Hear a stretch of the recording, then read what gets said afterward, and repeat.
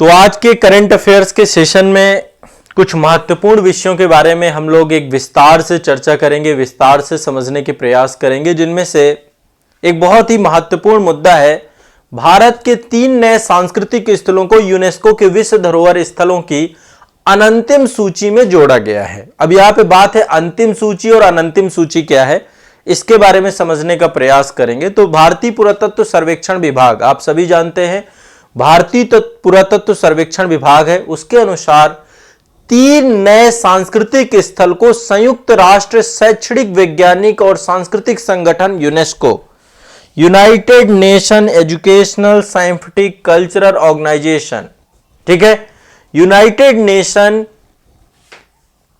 की विश्व धरोहर स्थलों की अनंतिम सूची में दिसंबर 2022 में जोड़ा गया है। अब ये 3 स्थल कौन कौन से हैं, एक बार इन तीनों स्थलों को आप लोगों को रटना है, याद करना है, और इसके बाद मैं थोड़ा सा विश्व विरासत स्थल के बारे में आपको बताऊंगा, यूनेस्को के बारे में भी आपको बताऊंगा, कौन कौन से विश्व विरासत स्थल है, उनकी क्या विशेषता है, इसके बारे में भी बताऊंगा। इसको लेकर के डिस्कस करेंगे, लेकिन उससे पहले सबसे पहला देखो विश्व विरासत स्थल है मोढेरा का सूर्य मंदिर।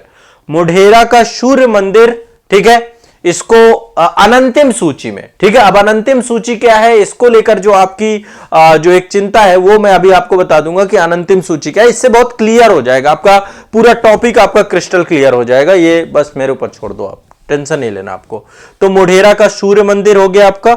दूसरा आपका ये देखिए सूर्य मंदिर ही है, आप देख पा रहे होंगे। एक तो आपका कोणार्क में है, वो भी ऑलरेडी इसमें जो कोणार्क वाला सूर्य मंदिर है वो अंतिम सूची में पहले ही विश्व विरासत स्थल, इसको अभी अनंतिम सूची में रखा गया है। इसके बाद ये आपका वडनगर है, ठीक है। वडनगर एक बहुस्तरीय ऐतिहासिक शहर है, ठीक है। वडनगर बहुस्तरीय ऐतिहासिक शहर है, साथ ही जो भारत के प्रधानमंत्री हैं उनके जन्म स्थान से भी जुड़ा हुआ है वडनगर। ये देखिए वडनगर का ऐतिहासिक स्थल है, यहाँ पे बहुत सारे ऐतिहासिक साइट्स हैं।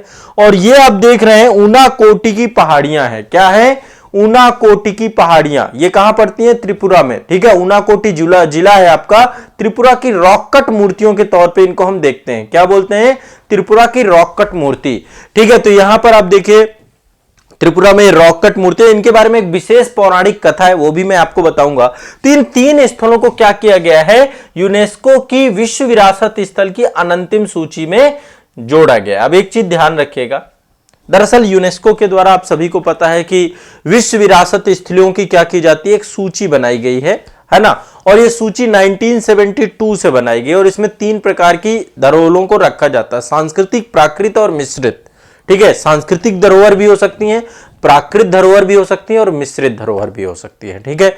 तो ये पर्टिकुलर एक अंतरराष्ट्रीय संधि है, ठीक है, जिसके तहत 1972 में एक कन्वेंशन हुआ था और इस कन्वेंशन के तहत ही पूरे विश्व की जो उत्कृष्ट सार्वभौमिक मूल्यों वाली प्राकृतिक और सांस्कृतिक स्थल हैं उनका संरक्षण किया जाता है। तो 3 प्रकार की इसमें जो है आपकी सूची बनाई गई है। पहली सांस्कृतिक है, सांस्कृतिक के अंतर्गत बहुत सारे ऐतिहासिक इमारत हो सकती हैं, कोई शहर स्थल हो सकता है, कोई पुरातात्विक स्थल हो सकता है, कोई स्मारकीय मूर्ति कला हो सकती है, कोई पेंटिंग कार्य हो सकता है। ये सब आपका सांस्कृतिक के अंतर्गत आता है, कल्चर के अंतर्गत आता है।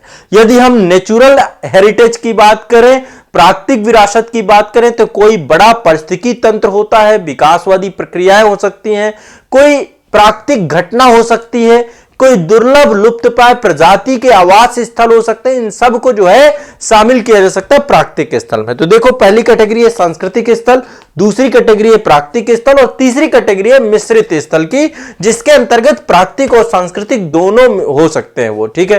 तो अभी देखो भारत के कुल 40 विरासत स्थल इस धरोहर में सम्मिलित हैं, ये आपको पता होना चाहिए। कितने टोटल, 40, ठीक है। 40 विरासत स्थल इसमें सम्मिलित हैं, भारत के 40 विरासत स्थल सम्मिलित हैं, ठीक है, जिनमें से 32 सांस्कृतिक हैं, ध्यान रखिएगा 32 सांस्कृतिक हैं, 7 प्राकृतिक हैं और 1 मिश्रित श्रेणी का है। यह ध्यान रखना है आपको, ठीक है। अभी हाल ही में आपको पता होगा कि अभी हाल ही में हड़प्पा को, Dholavira, Harappa Indus Valley Civilization का एक स्थल है धौलावीरा, हड़प्पा शहर, धौलावीरा को, और एक रामप्पा मंदिर है, ये काकतीय रुद्रेश्वर मंदिर आपका आंध्र प्रदेश में पड़ता है। तो काकतीय, रुद्रेश्वर, रामप्पा मंदिर और साथ में हड़प्पा को इससे पहले जो है सम्मिलित किया गया था। ये आपको पता होना चाहिए, ये आपको पता होना चाहिए कि 2 विश्व विरासत स्थल जो है यूनेस्को के द्वारा जोड़े गए हैं। अब मैं यहां पे 3 स्थलों की बात कर रहा हूं कि 3 अनंतिम सूची में आपके स्थल सम्मिलित हैं। ये अनंतिम और अस्थायी सूची क्या होती है? अनंतिम मतलब अस्थायी सूची। एक क्या है आपकी अस्थायी सूची है, अस्थायी सूची। समझने का प्रयास करिए क्योंकि एक्चुअली में बुक्स वगैरह में आप चीजों को समझ नहीं पाते हैं। ठीक है, एक तो फाइनल लिस्ट है, तो फाइनल लिस्ट में अभी 40 है, ये अंतिम लिस्ट है, अंतिम लिस्ट में इनकी संख्या 40 है। अब एक है आपकी अस्थायी सूची या इसी को अनंतिम सूची कहा जाता है। दरअसल होता क्या, देखो यूनेस्को क्या करता है कि एक तरीके से जिन को अंतिम सूची में सम्मिलित करना होता है, जिन प्राकृतिक या ऐतिहासिक या सांस्कृतिक स्थलों को यूनेस्को को सम्मिलित करना होता है, उन प्राकृतिक या सांस्कृतिक स्थलों को यूनेस्को क्या करता है, यूनेस्को क्या करता है, थोड़ा सा ध्यान से समझने का प्रयास करिए कि एक सूची में वो डालता, नॉमिनेटेड करता है, उनको नामांकन करता है। ठीक है, प्रत्येक पक्षकार जो वहां पे यूनेस्को में है, जो सदस्य देश हैं, तो पहले नॉमिनेट करता है। नॉमिनेट करने के लिए उसको एक सूची में डालता है। एक तरीके से देखिए, हर एक चीज को किसी चीज में सम्मिलित करने के ऑपरेशनल गाइडलाइन होते हैं। ठीक है, और एक ऑपरेशनल गाइडलाइन भी बनाया गया है जिसके अनुसार कोई भी स्थल है, कोई भी विश्व विरासत स्थल, वर्ल्ड हेरिटेज साइट में किसी को भी अंतिम सूची में यदि सम्मिलित किया जाना है तो उससे पहले उसको 1 साल तक अनंतिम सूची में, अस्थायी सूची में रखना पड़ेगा। क्या करना पड़ेगा? 1 साल तक पहले उसको नॉमिनेट करना पड़ेगा, वहां रखना पड़ेगा, उस पर विचार करना पड़ेगा, फिर उसको फाइनल लिस्ट में लेकर के आया जाएगा। ठीक है, तो जब उनका नामांकन हो जाता है, फिर विश्व विरासत केंद्र बनाया गया है, वर्ल्ड हेरिटेज सेंटर बनाया गया है, वहां पर उनको भेज दिया जाता है। यदि भारत की बात करें तो अभी टोटल 52 स्थल इसके कहां पर हैं? अस्थायी सूची में। 40 तो आपके अंतिम सूची में है, 52 अस्थायी सूची में है।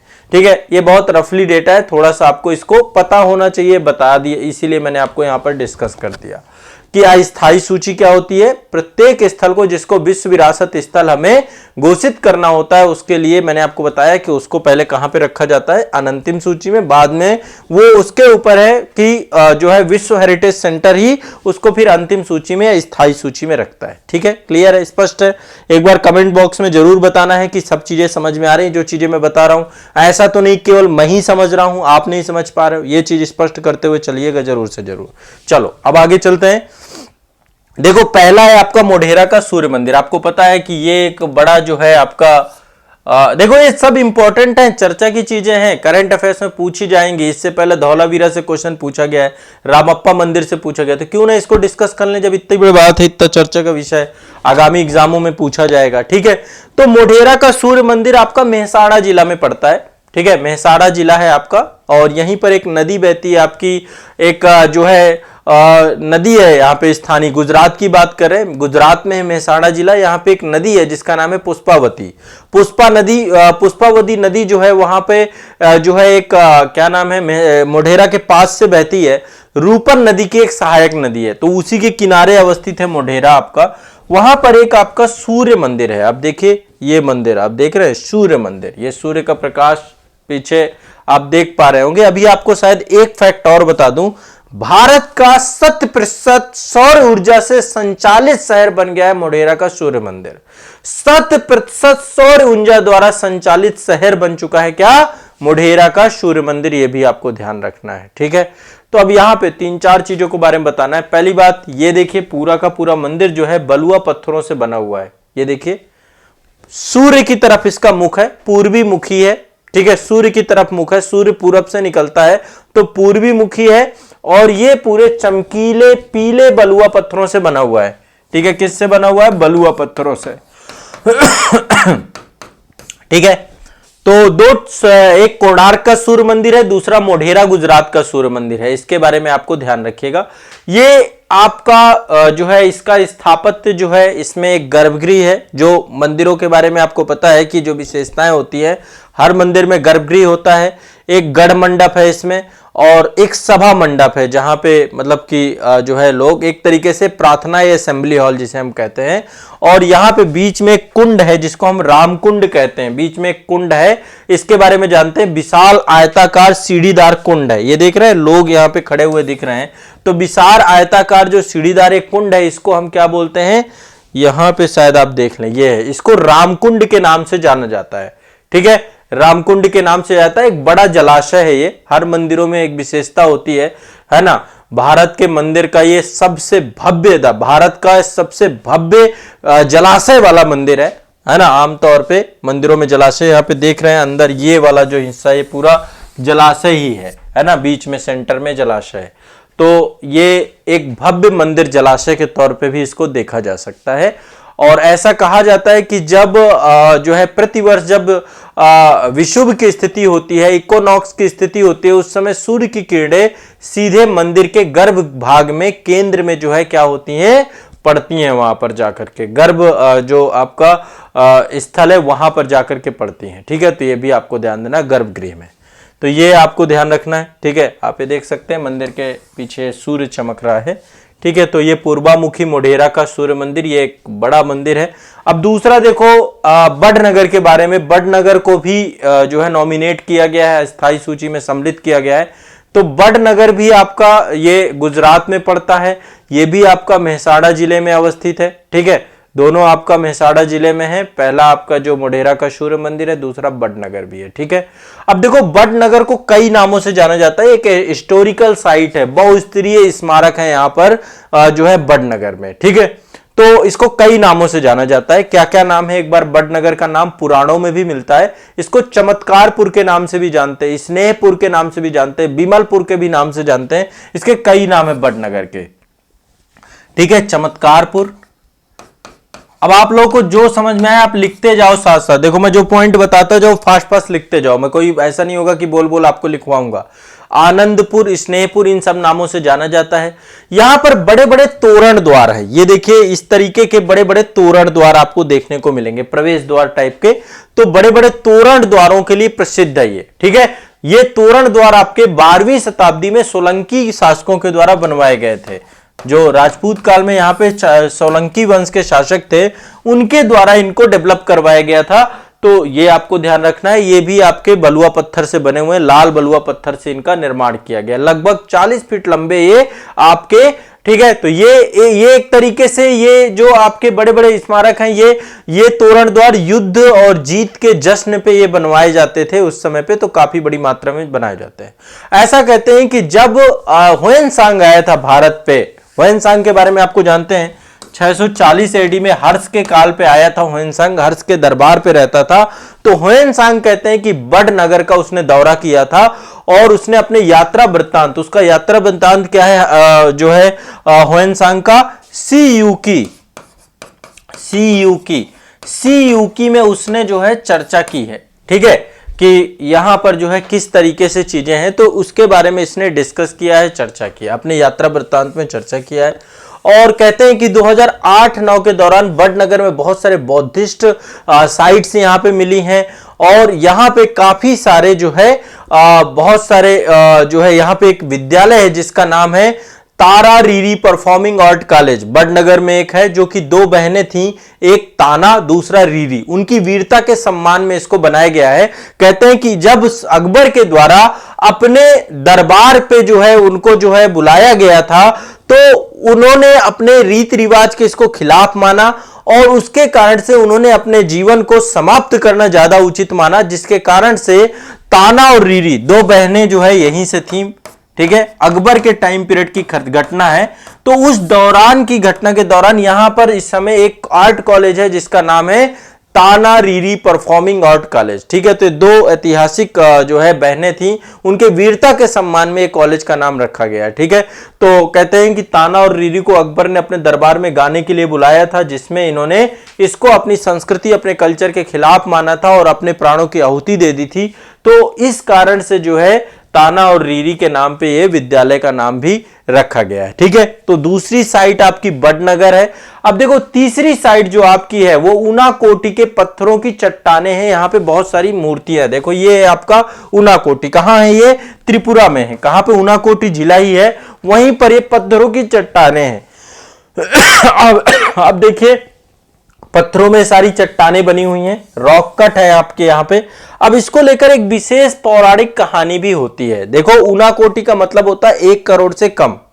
ठीक है, कितना? 1 करोड़ से कम ऊनाकोटी का मतलब होता है। और कहते हैं यहां पे इतनी ही चट्टानों को काट करके नक्काशियां उपलब्ध हैं। ठीक है, अब इसको लेकर के एक जो कहानी आती है उसके बारे में थोड़ा सा मैं यहां पे डिस्कस करना चाहूंगा। कहते हैं कि भगवान शिव जो है 1 करोड़ देवी देवताओं को लेकर के काशी जा रहे थे। ठीक है, और जब भगवान शिव यहां से गुजर रहे थे तो रात्रि में विश्राम के लिए यहां पर रुके वो। ठीक है, और सभी देवी देवताओं से उन्होंने बात कही कि जब सूर्योदय होगा, सूर्योदय से पहले ही उठ करके वो काशी के लिए प्रस्थान कर जाएंगे।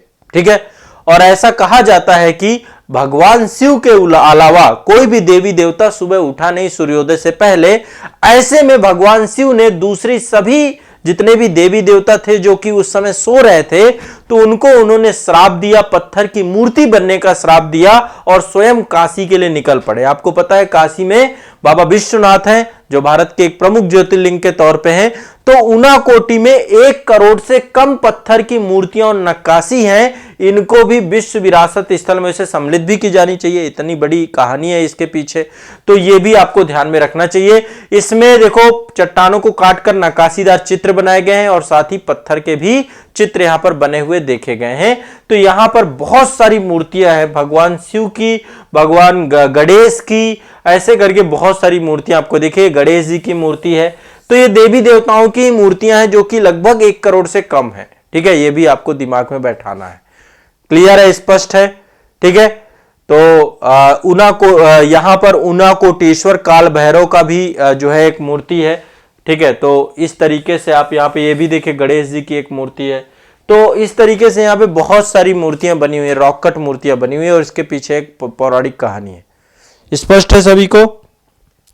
तो ऊनाकोटी की इन पत्थर की मूर्तियों के बारे में भी मैं आपको एक जानकारी आपको यहाँ पे दे रहा हूं, इसको भी आपको ध्यान में रखना है। क्लियर है? स्पष्ट है?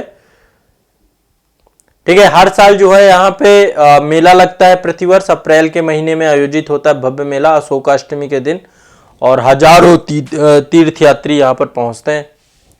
तो कभी त्रिपुरा जाना हो तो ये साइड घूम के आना। अप्रैल के महीने में जाओगे तो मेले का भी आपको, मेले में भी जाके घूम के आ पाओगे, है ना।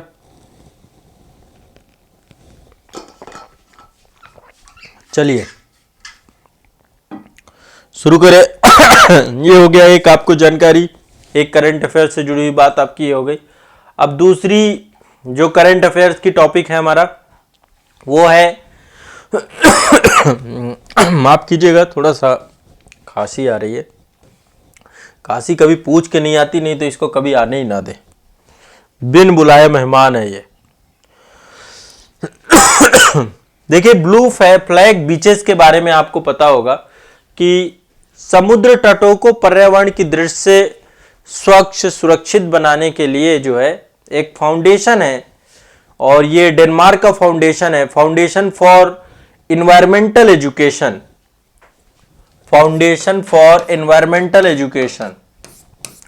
ठीक है, इसके द्वारा एक प्रमाण पत्र दिया जाता है ब्लू फ्लैग बीच का। बीच समझ रहे हैं, जो पुलिन है, समुद्र तटीय क्षेत्र है, किनारे हैं। ठीक है, तो इसके द्वारा क्या किया जाता है, एक क्या कह सकते हैं कि एक प्रमाणन दिया जाता है, प्रमाण किया है, कि ये ब्लू फ्लैग बीच है। ठीक है, अब इसके लिए इसने कई सारे मानक बना रखे हैं। कोई भी बीच है वो साफ सुथरा कितना है, सार्वजनिक शौचालय है कि नहीं है। ठीक है, बीच समझ रहे हैं ना, किनारा। मैं आपको एक कुछ दिखाता हूं बीच।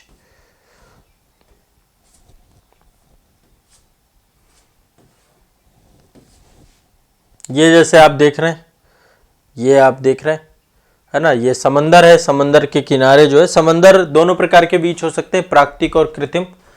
तो कई प्रकार के मानक हैं कि सार्वजनिक शौचालय है कि नहीं है, बीच के पास कपड़े बदलने के लिए कपड़े बदलने के लिए कमरा है कि नहीं है, वॉच टावर है कि नहीं है, सौर ऊर्जा प्रबंधन के लिए व्यवस्था है कि नहीं है, बैठने की समुचित व्यवस्था है कि नहीं है, सीसीटीवी लगे हुए हैं, तैरने के लिए सुरक्षित क्षेत्र है कि नहीं है। इन सब के आधार पर यह प्रमाणन दिया जाता है संस्था के द्वारा, ठीक है। और अभी तक भारत के 12 तटों को ब्लू फ्लैग प्रमाणन प्राप्त हो चुका है। कितने को मिल चुका है? 12 समुद्री तटों को। ध्यान रखिएगा, ब्लू फ्लैग प्रमाणन मैंने बताया कि स्वच्छता, पर्यावरण के दृष्टिकोण से, स्वच्छ और सुरक्षित बनाने के दृष्टिकोण से यह दिया जाता है FEE के द्वारा, ठीक है। FEE के द्वारा, फाउंडेशन फॉर एनवायरमेंटल एजुकेशन एक संस्था है, फाउंडेशन फॉर एनवायरमेंटल एजुकेशन, उसके द्वारा दिया जाता है। यह संस्था डेनमार्क में अवस्थित है, ठीक है। तो अभी हाल ही में लक्षद्वीप के 2 बीच हैं, एक का नाम है जो है थुंडी बीच। लक्षद्वीप में एक जगह मिनिकॉय, पहले मिनिकॉय देख लो आप। हाँ, ये देख रहे हैं, ये मिनिकॉय है। ये लक्षद्वीप समूह है, जिनमें से ये वाला आप देख रहे हैं, ये मिनिकॉय आइलैंड है, मिनिकॉय, ठीक है। और यहां पे आप देख रहे हैं, ये है आपका कावारती,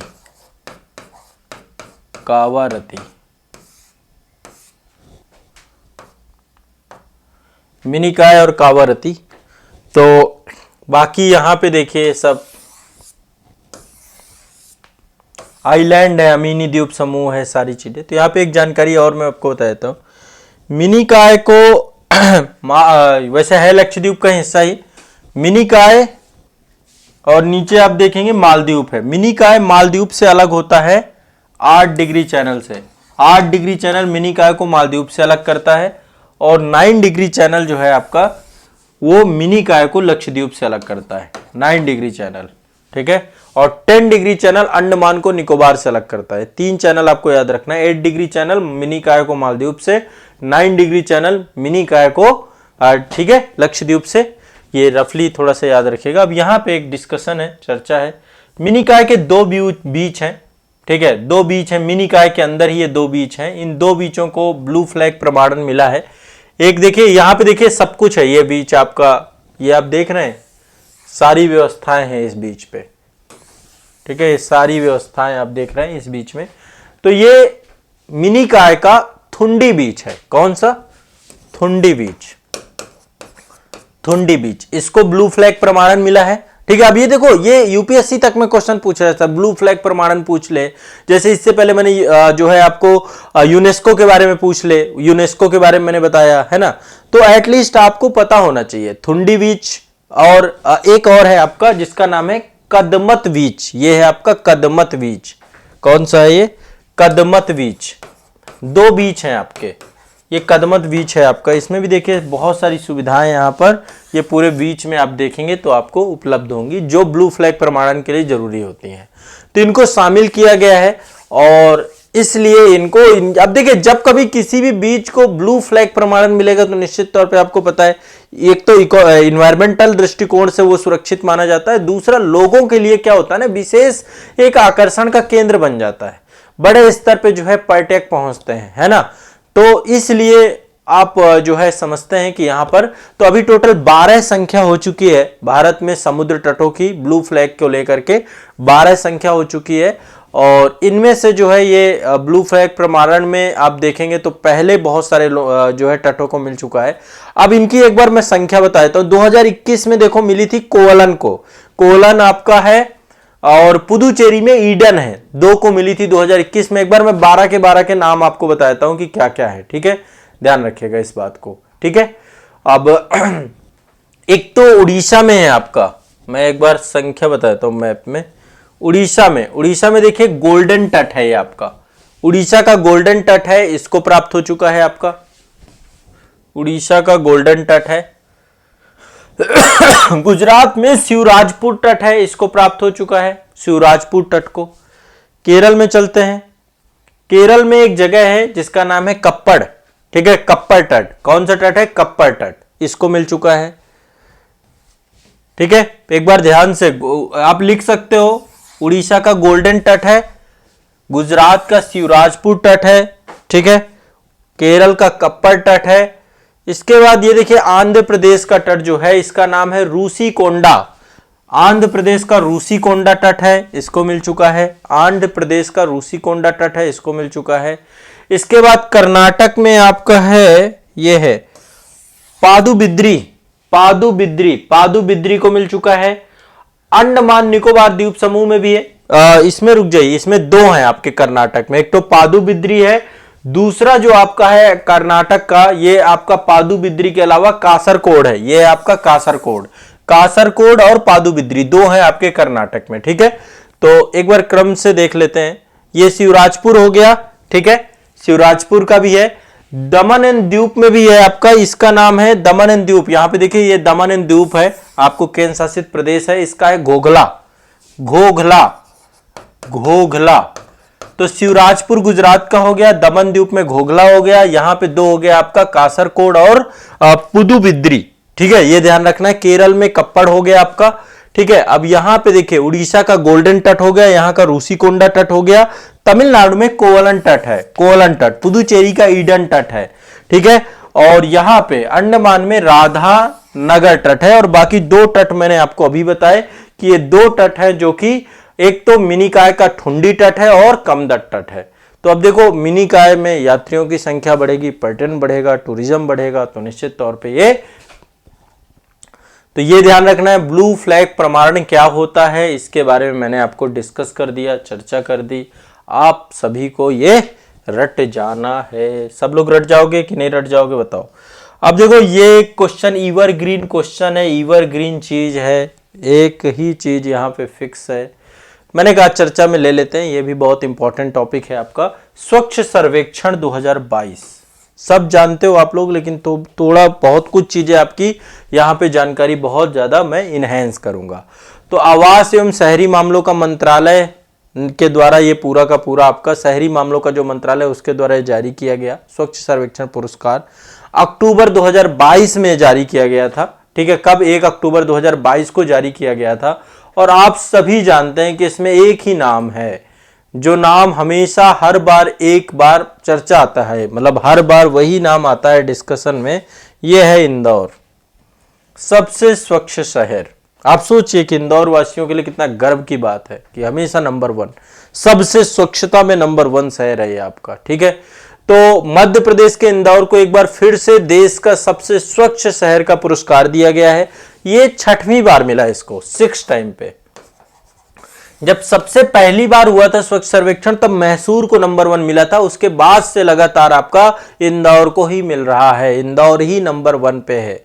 अब देखिए एक चीज ध्यान रखिएगा, यहां पे एक चीज क्लियर करना आपको बहुत जरूरी है। इसको कई श्रेणियों में जो है ये पुरस्कार दिया जाता है। एक दिया जाता है 1 लाख से अधिक जनसंख्या, 1 लाख से अधिक जनसंख्या, ठीक है, 1 लाख से कम जनसंख्या, ठीक है। कुछ शहर ऐसे हैं जिनकी जनसंख्या 1 लाख से ज्यादा है, कुछ शहर ऐसे हैं जिनकी जनसंख्या 1 लाख से कम है। तो जो अधिक जनसंख्या वाले हैं उनमें से नंबर 1 आपका इंदौर है। ठीक है, नंबर 1 इंदौर है।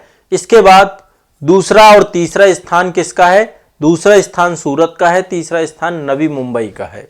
यह ध्यान रखिएगा। इंदौर क्रम से टॉप 3 देख लीजिए, 1 लाख से अधिक जनसंख्या वालों का टॉप 3 इंदौर, इंदौर के बाद सूरत, सूरत के बाद है नवी मुंबई, ठीक है। 3 आपको ये याद कर लेने हैं। 1 लाख से कम जनसंख्या वाले शहरों में कौन कौन से हैं? 1 लाख से कम जनसंख्या है जिनकी, वहां पे कौन कौन से हैं? तो महाराष्ट्र का पंचगनी है जो क्षेत्र आपका, महाराष्ट्र का पंचगनी, महाराष्ट्र का पंचगनी ये आपका महाराष्ट्र का है। महाराष्ट्र के पंचगनी को 1 लाख से कम जनसंख्या में पहला स्थान प्राप्त हुआ है। यह शायद आपको नहीं पता हो, नहीं याद हो, इसलिए मैं आपको इसको याद करा रहा हूं। दूसरे नंबर पे छत्तीसगढ़ का एक पड़ता है पाटन, ठीक है, छत्तीसगढ़ में है पाटन, 1 लाख से कम जनसंख्या। महाराष्ट्र ये आपका छत्तीसगढ़ पड़ता है, पंचगनी महाराष्ट्र में पड़ता है। और तीसरे नंबर पे आपका कराड़ एक जगह है, कराड़, कराड़ भी आपका, ये भी मध्य प्रदेश महाराष्ट्र में ही पड़ता है। तो देखो ये दो कैटेगरी है, 1 लाख से अधिक जनसंख्या में इंदौर, सूरत, नवी मुंबई, ये याद रखना है। 1 लाख से कम जनसंख्या में पंचगनी, ठीक है, पंचगनी, छत्तीसगढ़ का पाटन और महाराष्ट्र का कराड़ है, इसको स्थान प्राप्त हुआ है, ध्यान रखिएगा। क्लियर है। एक और कैटेगरी है कैंटोनमेंट बोर्ड की, जो छावनी बोर्ड होते हैं उनमें से सबसे स्वच्छ छावनी बोर्ड का पुरस्कार मिला है महाराष्ट्र की देवलाली छावनी बोर्ड को। कैंटोनमेंट एरिया होते हैं, छावनी बोर्ड होते हैं, छावनी बोर्डों में सबसे स्वच्छ छावनी बोर्ड जो पुरस्कार मिला है महाराष्ट्र की देवलाली को मिला है, देवलाली कैंटोनमेंट एरिया को, ठीक है, ये ध्यान रखना है, किसको मिला है, देवलाली, ठीक है। और दूसरे नंबर पे अहमदाबाद व महू को प्राप्त हुआ है। तो ये आपको थोड़ा सा ध्यान रखना है। क्लियर है, स्पष्ट है, ठीक है। इसी प्रकार से एक सर्वश्रेष्ठ गंगा टाउन पुरस्कार मिलता है, तो गंगा टाउन में हरिद्वार है, हरिद्वार नंबर 1 सबसे मतलब स्वच्छ गंगा टाउन में हरिद्वार, फिर बनारस, फिर ऋषिकेश, ठीक है। तो गंगा टाउन का भी पुरस्कार होता है, गंगा टाउन, गंगा मतलब गंगा नदी के किनारे अवस्थित जो है, तो नंबर 1 में हरिद्वार है, फिर आपका वाराणसी है, वाराणसी है, और फिर आपका ऋषिकेश है। ये कुछ अवार्ड हैं, बहुत सारी कैटेगरी होती है किसी भी एक अवार्ड में, ठीक है। तो लेकिन इंदौर के लिए मतलब मानना पड़ेगा, और मैं नहीं चाहता कि इंदौर से ये हाथ कोई छीने, इसलिए इंदौर के लोग जिस तरीके से कचरा मुक्त शहर बना चुके हैं आपस में। एक चीज और बता दे रहा हूं, यहाँ पे कचरा मुक्त शहरों के लिए 2018 से रेटिंग शुरू की गई है, जिसमें से इंदौर को 7 स्टार रेटिंग मिली है। 7 स्टार कचरा मुक्त शहर के तौर पे इंदौर को घोषित किया गया है। कितना? 7 स्टार रेटिंग, ध्यान रखिएगा। इसके अलावा भोपाल को, सूरत को, नवी मुंबई को, मैसूर को, विजयवाड़ा को और तिरुपति को 5 स्टार रेटिंग मिली है। तो रेटिंग भी ध्यान रखिएगा, पहला एकमात्र शहर है जिसको 7 स्टार रेटिंग मिली है कचरा मुक्त शहर को लेकर के, 7 स्टार रेटिंग। और 5 स्टार रेटिंग में कई सारे शहर है, आपका सूरत हो गया, नवी मुंबई हो गया, मैसूर हो गया, विजयवाड़ा आंध्र प्रदेश में, तिरुपति है, भोपाल है, ये सब आपके 5 स्टार रेटिंग वाले शहर है, ठीक है। देखो कोई भी शहर वहां के लोगों से मिलके बनता है। और पहला स्वच्छ सर्वेक्षण 2016 में किया गया था, ठीक है। और जब पहला स्वच्छ सर्वेक्षण किया गया था तब शहरों की संख्या केवल 73 थी, 73 शहरों में स्वच्छ सर्वेक्षण कराया गया था। इस समय शहरों की संख्या 4355 है। 4355 शहरों में नंबर 1 आना इंदौर के लिए बहुत प्राउड की बात है भाई, नो डाउट। तो ये फैक्ट है, ये तथ्य है, सभी ने लिख लिए। एक बार बताओ कमेंट में, सबको समझ में आ रहा है जो मैं पढ़ा रहा हूं? सब लिख रहे हैं, सब समझ पा रहे हैं कि नहीं समझ पा रहे हैं? बताओ भाई, कमेंट में बताएं, कमेंट में बताएं सभी लोग।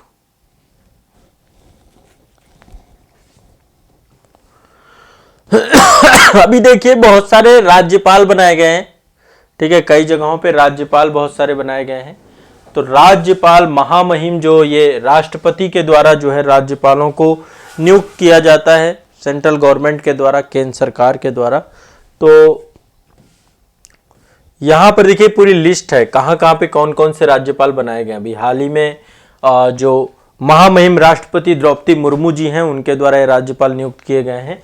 तो brigadier doctor VD. Mishra ji को लद्दाख का जो है गवर्नर बनाया गया है, लेफ्टिनेंट गवर्नर बनाया गया केंद्र शासित प्रदेश में। Brigadier doctor VD. मिश्रा को ध्यान रखना है। रमेश बैस साहब को महाराष्ट्र का बनाया गया है। बिहार वाले बच्चे कहां हैं?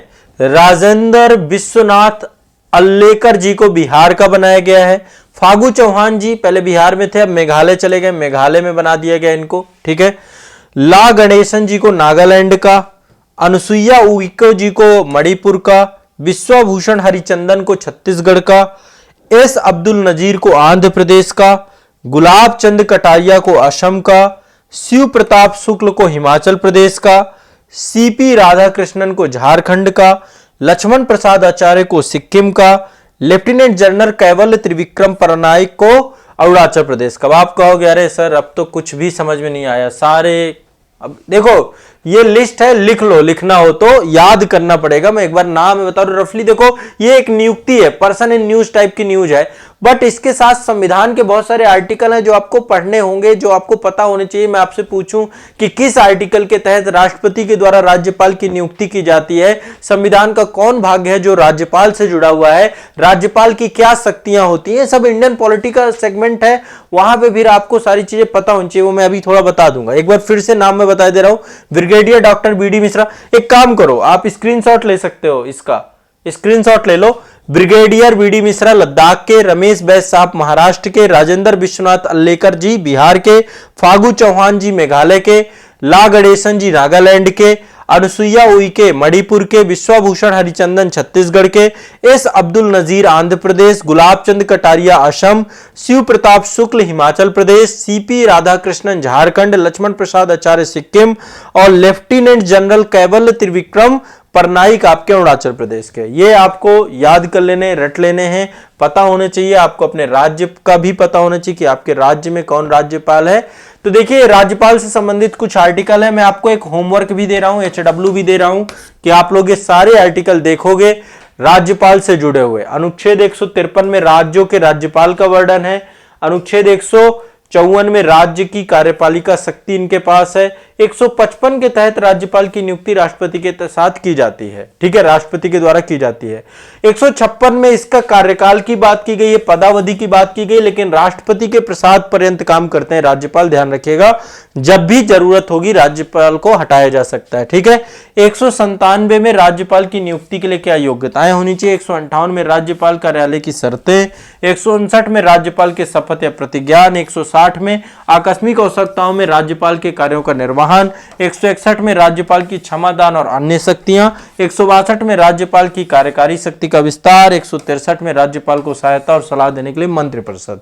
तो ये आर्टिकल रटने हैं आपको, आर्टिकल 153 से लेकर 163 तक है, 10 आर्टिकल हैं, रट जाने हैं आपको, ठीक है। पता होना चाहिए किस आर्टिकल में कौन है। और राज्यपाल की नियुक्ति 155 के तहत होती है, 156 में उसका कार्यकाल है जो कि प्रसाद पर्यंत है, ठीक है। वैसे आमतौर पे 5 साल की होती है, ठीक है। तो 153 में बोला गया कि प्रत्येक राज्य के एक राज्यपाल होगा, 155 में बोला गया कि राज्य के राज्यपाल को राष्ट्रपति द्वारा उसके हस्ताक्षर और मुहर द्वारा के तहत वारंट द्वारा नियुक्त किया जाएगा, और 156 के तहत राष्ट्रपति के प्रसाद पर्यंत पद धारण करेगा, लेकिन कार्यकाल 5 वर्ष का हो सकता है आमतौर पे। 157-58 में उसकी योग्यता और शर्तें हैं, ठीक है। राज्यपाल बनने के लिए भारत का नागरिक होना चाहिए, 35 साल की आयु पूरी कर लेना चाहिए, संसद या राज्य विधानमंडल का सदस्य नहीं होगा, लाभ के पद पे भी नहीं हो सकता है कोई भी व्यक्ति, ठीक है। राज्यपाल की स्थिति में परिकल्पना एक राजनीतिक प्रमुख के तौर पे की जाती है, राज्य के मंत्रिपरिषद की सलाह पे उसे काम करना होता है, लेकिन इसके विवेकाधीन बहुत सारे अधिकार होते हैं। चलो, तो ये राज्यपाल से जुड़ी हुई जानकारी थी। अगला, अरुणाचल प्रदेश की राजधानी ईटानगर के पास एक डोनी पोलो हवाई अड्डा बनाया गया है। इसका उद्घाटन 19 नवंबर 2022 को किया गया था हमारे प्रधानमंत्री जी के द्वारा। डोनी पोलो हवाई अड्डा, मैंने आपको बताया पीएम गति शक्ति, ये जो हवाई अड्डा बनाए जा रहे हैं, जो ये सड़कें बनाई जा रही हैं, मुंबई दिल्ली इकोनॉमिक कॉरिडोर, बड़े स्तर पे जो भी चीजें बन रही हैं, तो इसकी आधारशिला प्रधानमंत्री जी के द्वारा की गई है। और ये मतलब अरुणाचल प्रदेश के पास एक जगह है होलोंगी एक जगह है, होलोंगी में बनाया जा रहा है, होलोंगी में बनाया जा रहा है। नाम है डोनी पोलो हवाई अड्डा, ईटानगर में, ईटानगर क्षेत्र है। तो ये ग्रीनफील्ड परियोजना है। ग्रीनफील्ड मतलब पूरी तरीके से नए तरीके से इसको बनाया जा रहा है। भारतीय विमानपत्तन प्राधिकरण जो आपकी है AAI, तो केंद्र सरकार और राज्य सरकार के सहयोग से पूरा का पूरा डेवलप किया जा रहा है, विकसित किया जा रहा है। और ये डोनी पोलो ग्रीनफील्ड एयरपोर्ट का प्रस्ताव राज्य सरकार द्वारा पारित किया गया था। देखो डोनी पोलो का मतलब क्या है, डोनी का मतलब है सूरज, सूर्य, पोलो का मतलब है चंद्रमा, ठीक है, चंद्रमा, ये ध्यान रखिएगा, ठीक है। राज्य के लोगों की एक श्रद्धा है, वहां पे जो जनजातियां निवास करती हैं उनकी एक श्रद्धा है सूर्य और चंद्रमा को लेकर के। तो डोनी और पोलो, सूर्य और चंद्रमा, प्रकृति के प्रति जो लोगों का लगाव है उसको ये दर्शाता है, ये ध्यान रखिएगा, ठीक है। तो ये हवाई अड्डे का राज्य सरकार के द्वारा, केंद्रीय मंत्रिमंडल द्वारा इसको जो है स्वीकार कर लिया गया और ये पूरा का पूरा हवाई अड्डा बन रहा है, ध्यान रखिएगा, ये बहुत इंपॉर्टेंट है। तो पूर्वोत्तर राज्य का पहला ग्रीनफील्ड हवाई अड्डा है, ठीक है। इसके अलावा भी राज्य में 2 लैंडिंग ग्राउंड है, एक तो तेजू वहां पर पड़ता है और दूसरा पासीघाट पड़ता है। पहले से ही तेजू काम कर रहा है। तेजू यदि आपको अरुणाचल प्रदेश जाना है तो तेजू अभी जा सकते हैं और पासीघाट है, 2 हैं वहां पे। ये पहले से ही 2 लैंडिंग जो है ग्राउंड वहां पर अवेलेबल है, ठीक है। तो ये आपको ध्यान रखिएगा। और डोनी पोलो जब आपका बन जाएगा तो पूर्वोत्तर क्षेत्र में हवाई अड्डों की कुल संख्या 16 हो जाएगी, 16 हवाई अड्डे बन जाएंगे टोटल। तो ये आपको आज के लिए इतना ही रखेंगे। ये आपकी एक इंपॉर्टेंट खबर है। कई सारे टॉपिक मैंने आज कवर किए आप लोगों के, और मुझे एक बार बताएं कैसा लगा आपको, चीज़ें कैसे समझ में आई, क्या क्या टॉपिक सब समझ में आया। इनको एक बार, 2 बार, 3 बार सेशन को और देखना है और खूब सारा याद करना है, ठीक है। अब आपके कोई क्वेश्चन हो, कोई प्रॉब्लम हो तो पूछ सकते हैं। ऑनलाइन बैच वाले जितने भी बच्चे हैं, करंट अफेयर्स का देखिए आपका एक पर्टिकुलर ऑनलाइन बैच है, उससे आप लोगों को सभी को जुड़ के रहना है। वहां पर आपको बहुत सारी चीज़ें अवेलेबल होंगी, बहुत सारा एक्स्ट्रा करंट अफेयर्स मटेरियल भी वहां पे आपको मिलेगा। ये क्लास मेरी यहाँ पे रेगुलर होगी।